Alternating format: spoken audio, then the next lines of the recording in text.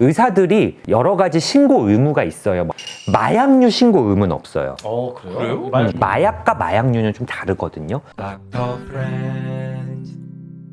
안녕하세요, 닥터 프렌즈입니다. 요즘 저희 쪽에서는 졸피뎀이라는 약, 우찬 선생님 쪽에서는 나비약이라고 불리는 디에타민, 이런 약들에 좀 의존이 생기거나 처방보다 과하게 좀 맞아요. 사용하셔서 병원에 오시는 경우가 사실 굉장히 많죠. 사회적으로 문제가 되고 있죠. 근데 이게 뭐 성인만이 아니라 특히 나비약, 디에타민 같은 약을 청소년들이 복용하는 경우도 많다고 들었거든요. 청소년 여성, 여자 청소년들이. 진짜 문제. 또 저희가 이전에 언급했던 이 펜타닌, 네. 이런 부분도 지금 많이 이슈가 좀 되고 있어요. 사실 우리 때는 이런 청소년 사이에 이런 문제가 거의 우리 때는 없었지. 없었죠. 식약처 조사에 따르면 성인 100명 중에 3명이 이 마약류를 불법으로 사용한 경험이 있다고 응답을 했대요. 되게 많네요. 3%예요. 불법으로? 불법으로. 그게 3%나 된다. 그렇죠. 더 놀란 건 대마초 사용 가능성이 있다라고 대답한 성인인 4.7, 청소년은 3.8. 거의 비슷할 정도로 높네. 대한민국이 마약 청정국이라고 생각하니? 이 질문을 했을 때 성인의 86.3%는 아니다. 청소년의 70.1%도 대한민국은 마약 청정국이 아니다. 이렇게 얘기할 정도로. 그래서 옛날같이 우리나라가 진짜 마약 청정국이다 이런 것도 아니고, 우찬 선생님 봤을 때 이제 약간 진료실에서 우려가 되거나 그렇게 사용하시면 안 됩니다 이렇게 얘기하는 경우가 있으실까요? 많죠. 골관절염 환자분들이 마약성 진통제를 이제 복용하시는 경우들도 굉장히 많았었고요. 예. 그리고 이제 히스토리 같은 걸 해보면은 청소년기부터 펜탈민이나 이런 사실 향정으로 분류되는 것들을 장기간 투약받았던 사람들이 꽤 많이 있어요. 다이어트 목적으로. 다이어트 목적으로. 근데 원래 이 펜탈민 나비약 같은 경우에는 청소년에게 사용하면 안 되는 약이고 기간도 3개월 이내로 투약하도록 되어 있는데 그 두 개 다 무시하고 좀 투약했던 경험이 있는 케이스가 꽤 있어가지고 그럼 좀 길게 좀 이야기를 하죠. 저희 쪽에서는 주로 수면약들이 좀 문제고요.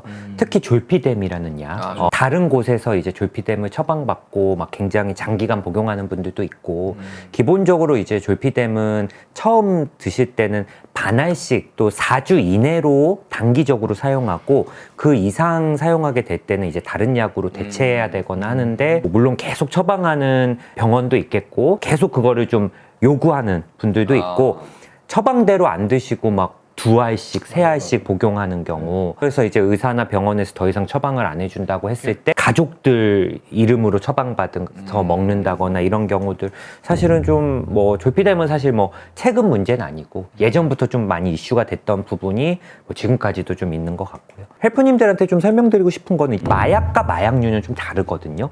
그래서 마약류는 무엇인가? 마약류는 적은 양으로도 강력한 진통작용을 좀 일으키고 마취도 시킬 수 있고, 근데 이 마약류를 좀 지속적으로 사용할 경우에는 습관성, 중독성을 일으킬 수 있기 때문에 이제 마약류로 정부가 지정을 해서 따로 관리를 합니다. 일반 의약품과 달리. 근데 이제 마약류에 어떤 것들이 포함되어 있냐면, 이낙준 선생님이 말씀했던 마약의 역사에서 항상 우리가 코카인, 아편, 대마 이런 것도 사실은 마약류, 이건 당연히 마약류인데, 병원에서 처방 가능한 향정신성 의약품도 마약류예요. 맞아요. 코카인, 아편, 대마는 사실 이거는 누가 들어도.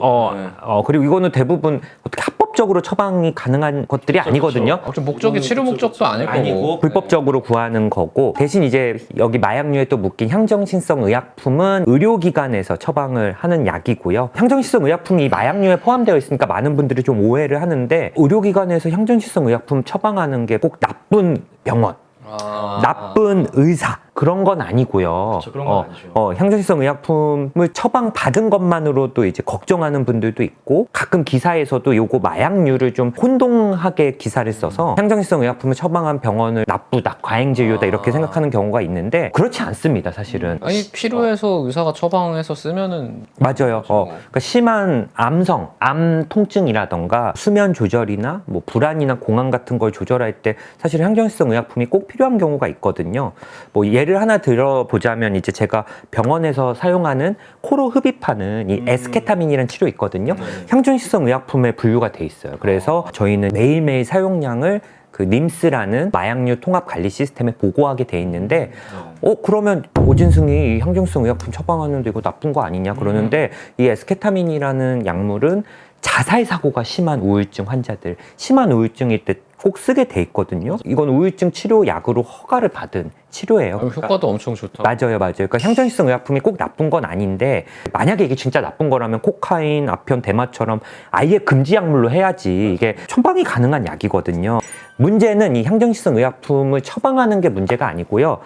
좀 오남용하는 게 문제예요. 그래서 오남용한다는 건 무슨 뜻이냐면 약물의 목적과 달리 쓰는 거거든요. 기준들이 있는데 그 기준이나 한도를 넘어서 함부로 사용하는 게 오남용하는 거예요. 졸피뎀은 원래 수면제로 쓰게 돼 있잖아요. 그쵸. 근데 그게 아니라 졸피뎀을 먹으면 멍한 기분?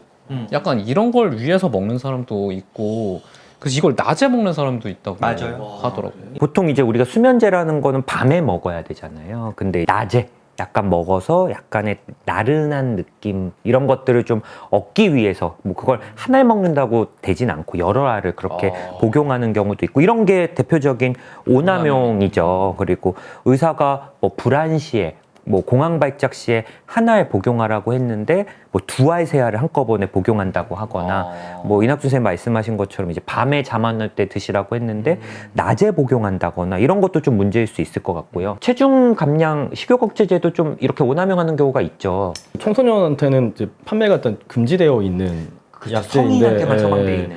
근데 이제 뭐 다른 사람들 혹은 뭐 다른 경로를 통해서 약을 구입해가지고 먹는 경우도 있고 사실 그렇게 되면은 이게 단기간만 이게 투약을 해야 되는 모니터링 자체가 안 돼요. 다 단기간만 써야 되는 이유는 이게 적절한 어떤 그 생활을 개선하기 위한 노력과 함께 되지 않으면은 더 많은 용량을 먹어야 그만큼의 식욕 감소 효과가 있거든요.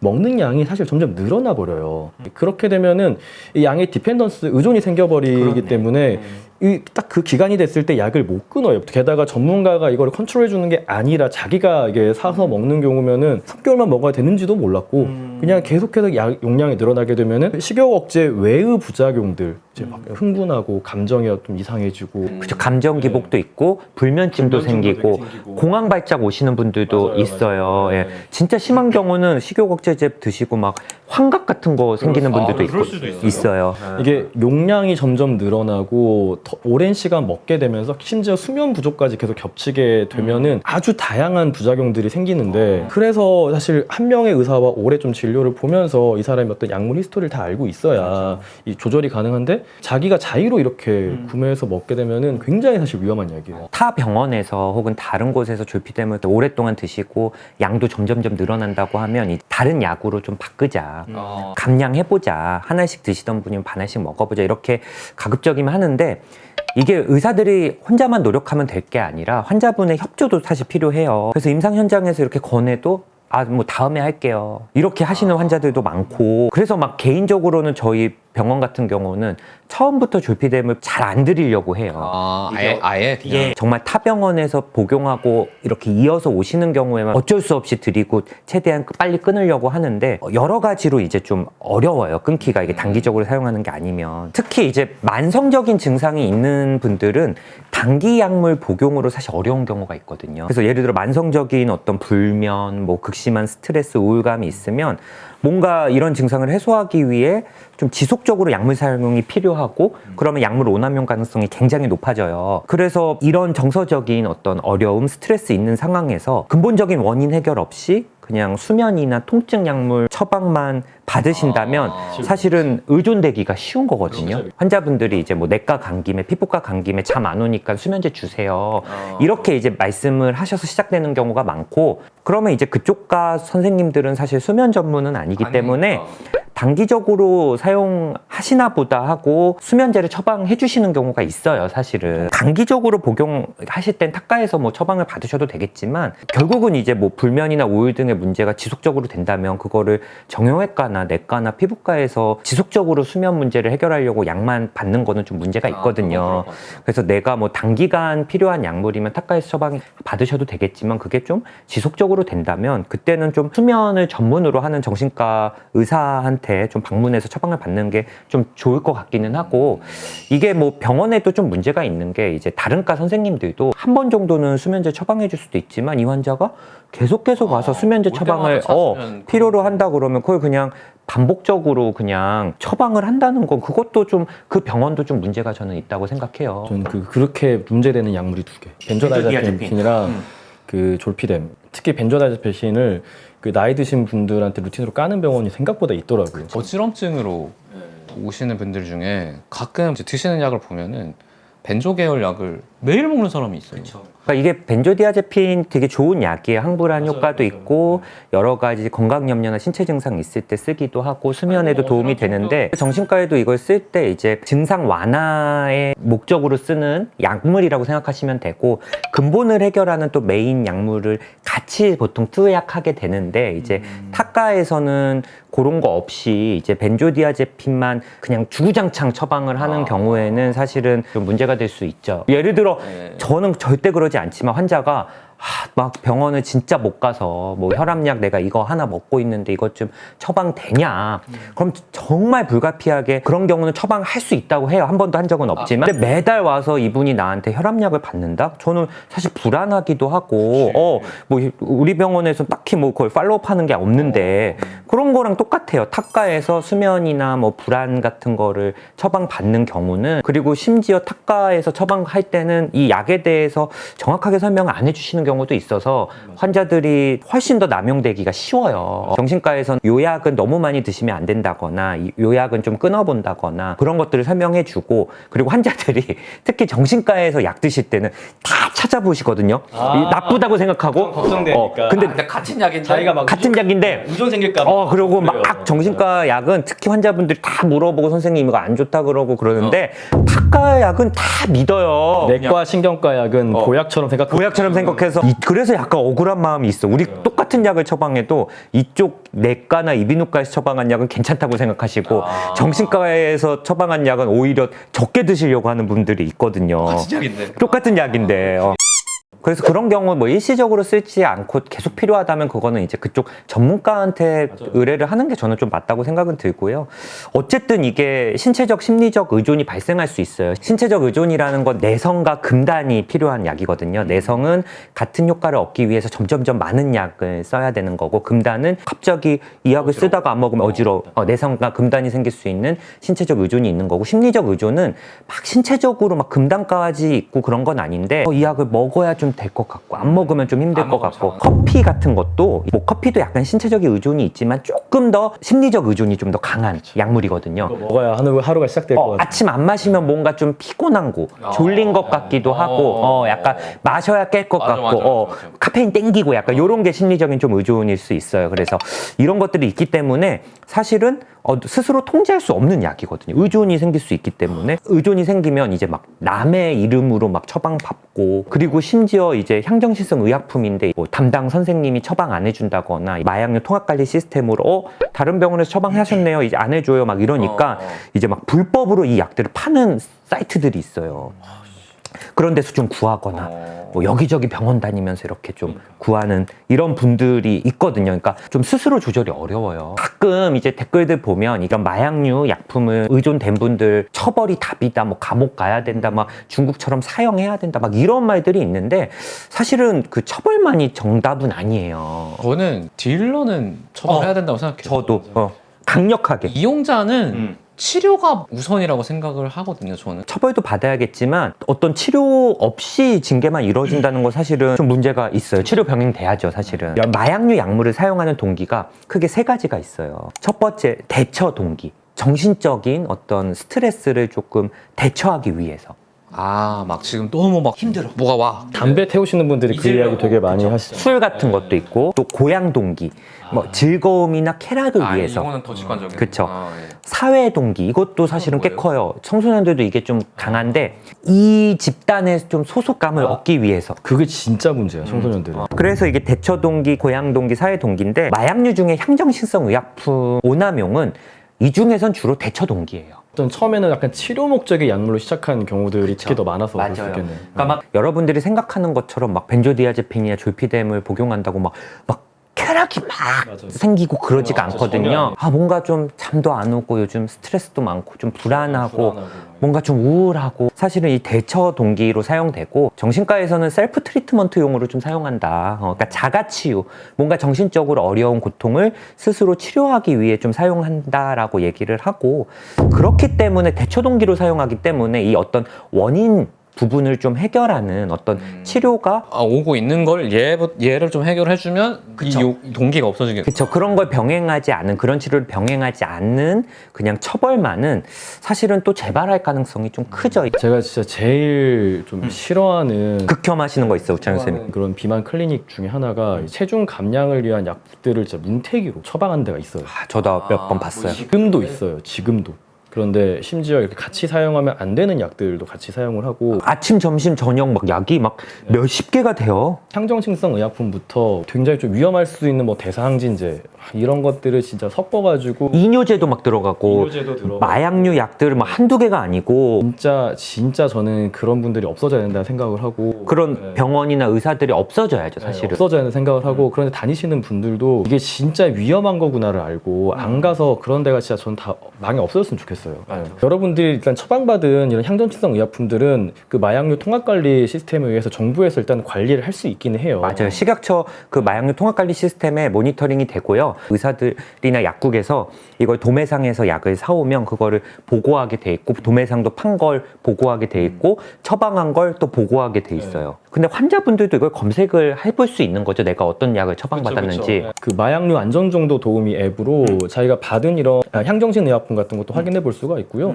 뭐 그냥 내가 처방받았던 약들도 이제 검색할 수 있는 앱이 있어요. 예, 그런 걸 통해서 혹시 내가 뭐 이뇨제나 지금은 잘 사용하지 않는 뭐 대사항진제나 이런 것들이 처방되진 않았는지 뭐 식욕제들이 중복으로 처방되거나 이런 건 없었는지 좀 확인을 해볼 필요는 있어요. 너무 이제 스스로 판단하시지 말고 향정신성 의약품이 뭐 하나라도 있다고 그게 꼭 나쁜 건 아니니까 그쵸. 만약에 이제 그런 게 좀 있다면 선생님한테 물어볼 수 있을 것 같아요. 맞아요. 처방받은 선생님한테. 그래서 이거 괜찮냐, 뭐 몇 개가 있다, 이거 괜찮냐 했을 때 설명을 또 잘 해주시고 그러면 괜찮은데 설명을 안 해준다?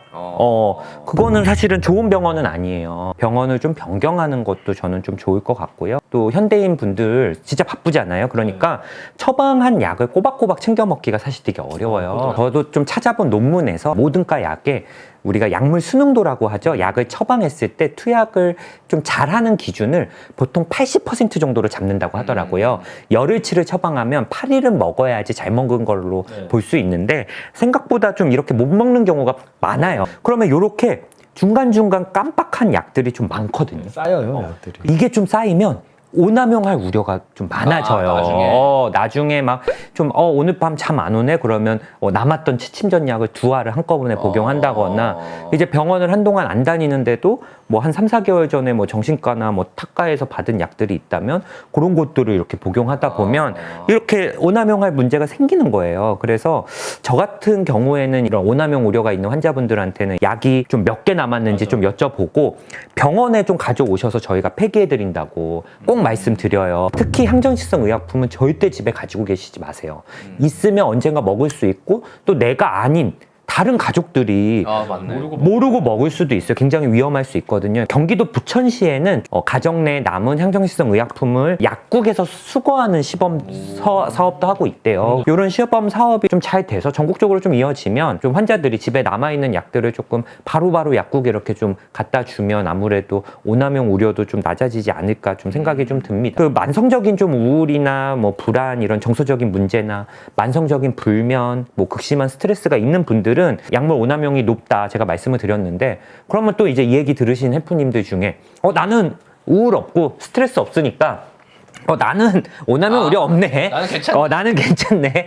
그래서 그런 분들은 또 안심하고 마음껏 드시라 이런 게 아니에요, 사실은. 그러니까 모두가 조심해야 됩니다. 나는 괜찮겠지? 뭐 이런 생각은 금물이고 누구나 의존성이 생길 수 있고요. 좀 본인이 좀 의존성이 생기는 것 같으면 좀 병원에 좀 오픈하셨으면 좋겠고 의사들이 여러 가지 신고 의무가 있어요. 뭐 아동학대 신고 의무라던가 그렇죠. 노인학대 신고 의무 뭐 이런 것들은 있는데 마약류 신고 의무는 없어요.